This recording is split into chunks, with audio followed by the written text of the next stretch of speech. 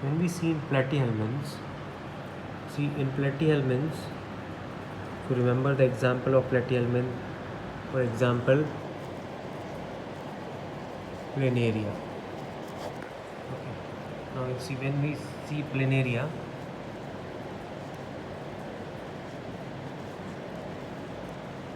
now when we cut a section of planaria, we see the body wall like this. That's why they are called as flatworm, because the body is flattened, laterally flattened, bilaterally flattened body, dorsoventrally flattened body they have. That's why they are called as flatworm. Now see, this is the ectoderm. I have marked with EC, and this is the endoderm. I have marked it as EN.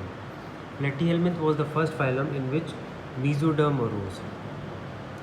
So we have read earlier in coelom that coelom is a body cavity which is lined by mesoderm on both the sides. So here in platyhelminths, since mesoderm arose, so the chances of formation of coelom arose. So this is ectoderm and this is endoderm. Now mesoderm is found in between this ectoderm and endoderm, and mesoderm is found like this.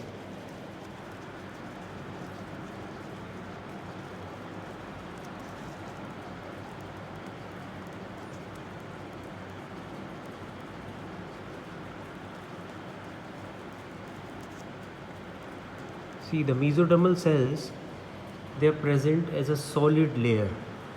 This is ectoderm, this is endoderm.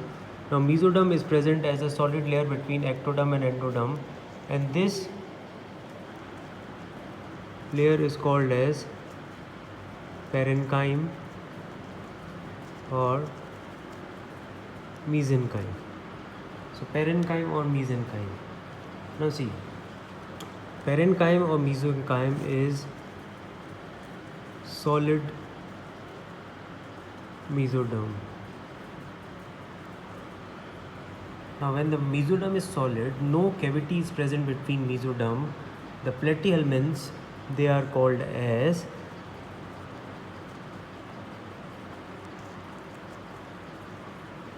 triploblastic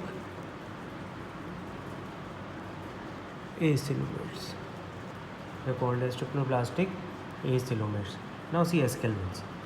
This is the ectoderm, this is the endoderm. Now here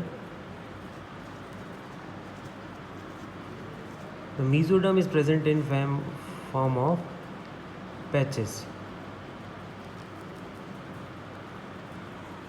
So the mesoderm is not forming a complete layer. So it is not forming a complete layer. That's why this cavity is called as pseudocoelom. Now this, we come forward to Annelida. In Annelida, see, this is ectoderm, this is endoderm. Okay. Now the cavity which is present between ectoderm and endoderm is lined by mesoderm on both the sides.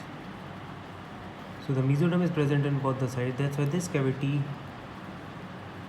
is called as coelom. So this